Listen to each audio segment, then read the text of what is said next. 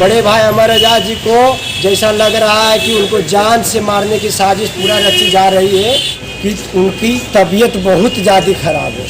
Heart का वो patient है, डायबिटीज़। आज हमने नापा उनका डायबिटीज़ तब 350।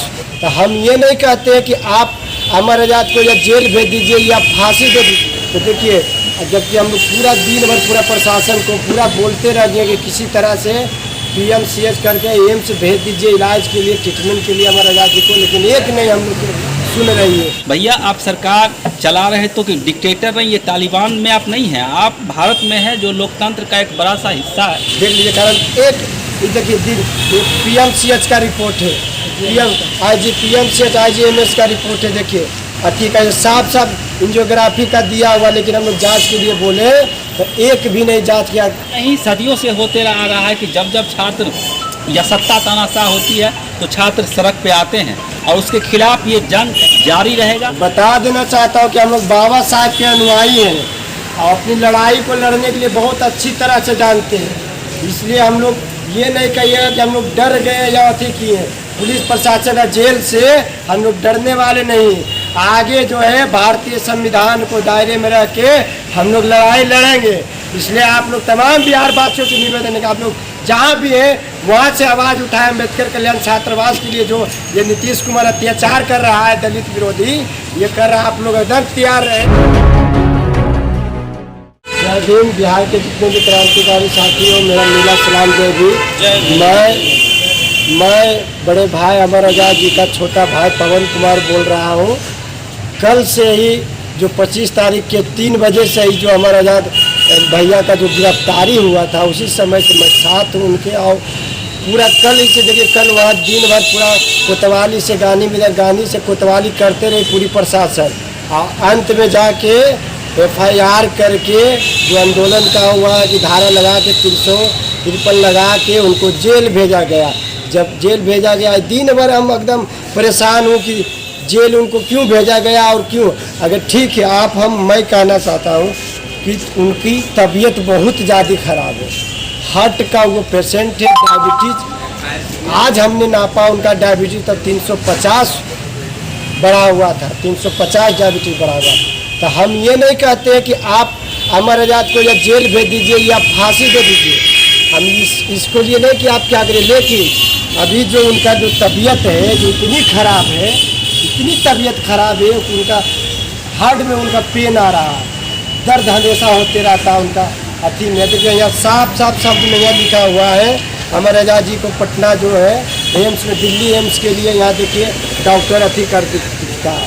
तो देखिए, जबकि हम लोग पूरा दिन भर पूरा प्रशासन को पूरा बोलते रह गए कि किसी तरह से PMCH करके एम्स भेज दीजिए इलाज के लिए, ट्रीटमेंट के लिए अमर आजाद जी को, लेकिन एक नहीं हम लोग सुन रही है। हम लोग के बस आप लोगों से बस यही विनती है कि बड़े भाई अमर आजाद जी को जैसा लग रहा है कि उनको जान से मारने की साजिश पूरा रची जा रही है। देख लीजिए, कारण एक देखिए PMCH का रिपोर्ट है, PMCH IGMS का रिपोर्ट है। देखिए ठीक है, साफ एंजियोग्राफी का दिया हुआ, लेकिन हम लोग जाँच के लिए बोले तो एक भी नहीं जाँच किया।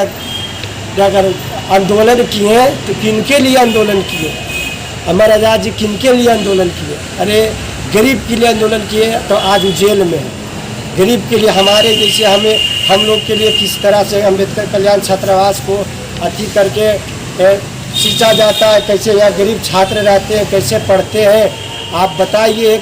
तो पूरे बिहार को अम्बेडकर कल्याण छात्रावास को जो तुल्लगी फरमान जारी किया है, उसके में अगर आंदोलन किया जाता है तो जेल में डाल दो। और तबीयत खराब होता है तो आप इलाज डॉक्टर के पास नहीं भेजो।